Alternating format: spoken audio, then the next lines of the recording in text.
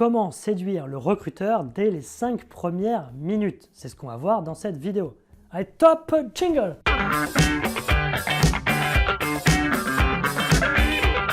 Salut les mates, c'est Régis pour vous servir bien sûr. Dans cette vidéo les mates, on voit 10 conseils en or massif pour séduire un recruteur pendant les 5 premières minutes. Bon les mates, j'espère que vous êtes bien installés parce que là on a quand même 10 conseils, donc ça va durer quand même un petit moment. N'oubliez pas de vous abonner, de liker, de partager, ça c'est la base. Allez, trêve de blabla les mates, on commence avec le premier conseil. Le premier conseil c'est la tenue vestimentaire. Pourquoi? Parce que la personne, dès qu'elle va vous apercevoir à l'accueil, elle va voir directement si vous adoptez les codes du secteur d'activité, du poste que vous visez. Okay, si vous arrivez, vous postulez à un poste de manager, il faut que vous arriviez avec un look de manager. Okay, il faut être bien sapé, il faut avoir un peu de charisme, il faut en imposer. Typiquement, vous ne pouvez pas arriver avec un costume sombre et des chaussettes blanches. C'est impossible, d'accord? Ça n'existe pas. Pareil, si vous postulez à un poste par exemple, de chargé de ressources humaines, de responsable ressources humaines, bah pareil, quelque part, vous allez un peu incarner l'entreprise derrière. Vous êtes l'image, la vitrine de l'entreprise. Donc, vous ne pouvez pas arriver mal sapé, ok, ça ne le fera pas. Ok. Au premier coup d'œil, la personne va se dire, c'est pas possible. Le deuxième conseil, les mates, c'est la communication non verbale. Là encore, l'entretien n'est toujours pas commencé. Ok. La personne vient vous chercher à l'accueil, ok, dans la salle d'attente. Directement, elle va vous voir et elle va se faire une première impression, que vous le vouliez ou non. Donc clairement, imaginons que vous soyez comme ça.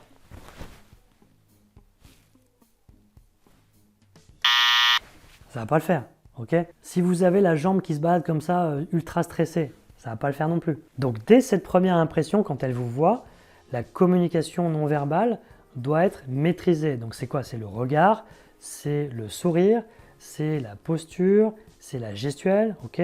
Pareil, vous pouvez pas être voûté comme ça dans votre siège.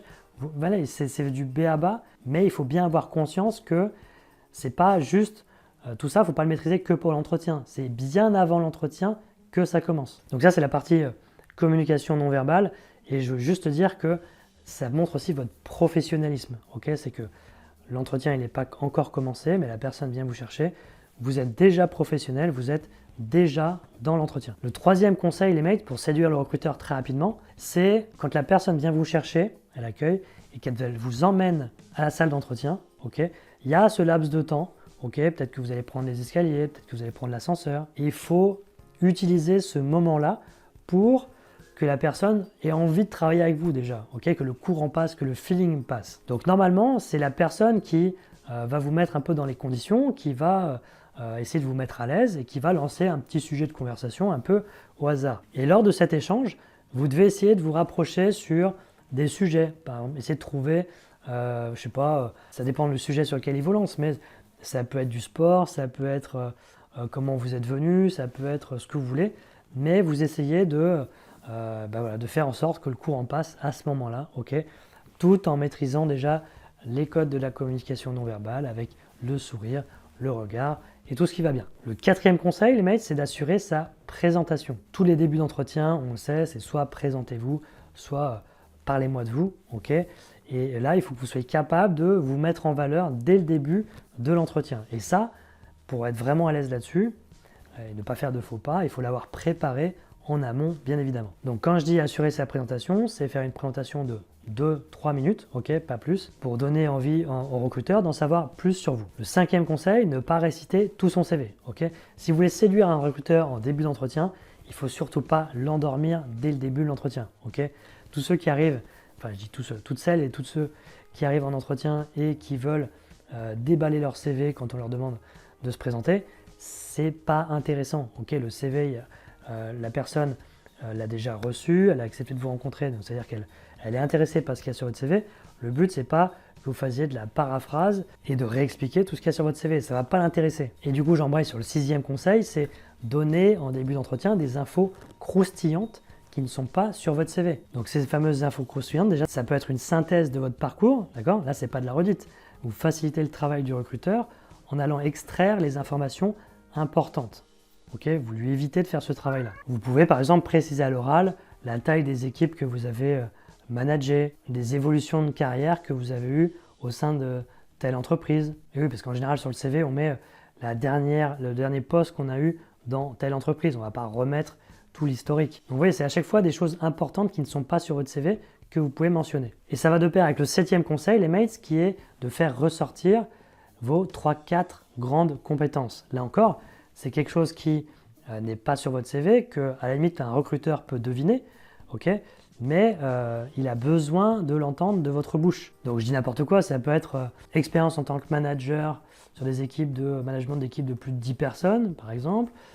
Deuxième compétence, expérience dans des départements finance à chaque fois, côté contrôle de gestion, et expérience avec une dimension à l'international, puisqu'à chaque fois, j'encadrais des équipes qui étaient sur plusieurs continents. Voilà, c'est un exemple qui vaut ce qu'il vaut, mais au moins, vous précisez dès le début d'entretien vos 3-4 grandes compétences et bien évidemment, le but, essayez de faire matcher ces 3-4 grandes compétences avec les 3-4 grandes compétences attendues pour ce poste. Okay, ça ne sert à rien de dire les 3 points que je viens de vous donner si au final, il y a une dimension, je ne sais pas moi, commerciale, qu'il n'y a pas d'anglais et qu'il n'y a pas de management. Le 8e conseil, les mates, pour séduire un recruteur dès les 5 premières minutes, c'est de savoir présenter le poste.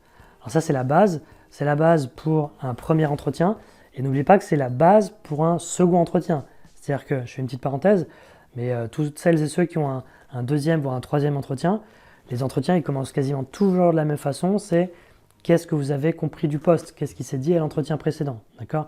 Donc si déjà vous n'arrivez pas à bien présenter le poste au tout début d'entretien, bah, vous vous tirez une balle dans le pied. Donc, savoir présenter le poste, ok, ça c'est très très important. Et c'est ne pas se contenter de ça, mais c'est d'aller anticiper les 2 questions d'après. Et ces 2 questions, c'est quoi? C'est en quoi vous correspondez à ce poste, d'accord? En quoi vous correspondez? Et deuxième question qu'il faut anticiper, c'est en quoi vous êtes intéressé. Et je vous conseille vraiment de retenir une chose, c'est que à chaque fois que vous allez faciliter le travail d'un recruteur, eh bien vous allez le séduire. Il va être séduit parce que s'il a moins de travail à faire, il est comme tout le monde, s'il a moins de travail à faire, il va être content et ça va être fluide et ça va être plus simple pour lui. Et après, votre candidature va apparaître comme une évidence. Le 9e conseil, les mates, ça va être de trouver votre propre histoire.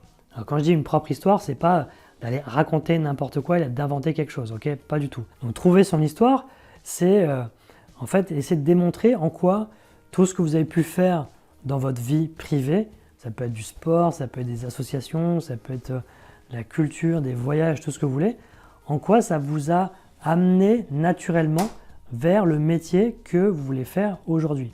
En quoi tout ça est naturel. Et c'est tout simple, c'est que si c'est naturel pour vous d'expliquer ça, et le recruteur va se dire c'est tout naturel si c'est quelque part vous qui avez le job. Ok, donc ça c'est vraiment quelque chose qui se prépare en amont, bien avant l'entretien, parce que honnêtement c'est très très compliqué d'improviser ça le jour J.